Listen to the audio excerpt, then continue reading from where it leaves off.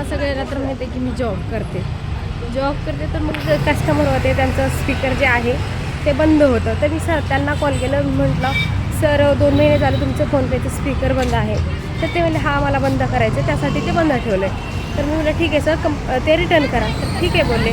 पण त्यांचं लोकेशन जे आहे ना स्पीकर दिलेलं तर वेगळं होतं आणि ते वेगळीकडं राहत होते. तर त्यांनी मला म्हणले माझ्या घरापासून थोडं लांब एक सर्कल आहे स्टेशनपासून दूर, तिथे या.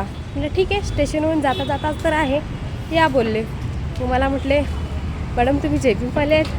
मी माझ्या चेहऱ्यावर हसू आले. म्हटलं हो मी जयभीमवाले आहे. तर मला गर्व, ते बोलतात की मला गर्व वाटला की एक मुलगी डायलर टोन जे आहे जे काय आहे ते ठेवलं. ते ऐकून मी म्हटलं की अरे हे आपण आपल्याच जातीचे आहेत. तर आजकालच्या मुली ते बोलतात की आजकालच्या ज्या मुली आहेत ना त्यांना लाज वाटते रिंगटोन ठेवायला, असं डायलर टोन ठेवायला. मला लाजचं काय आहे त्याच्यात?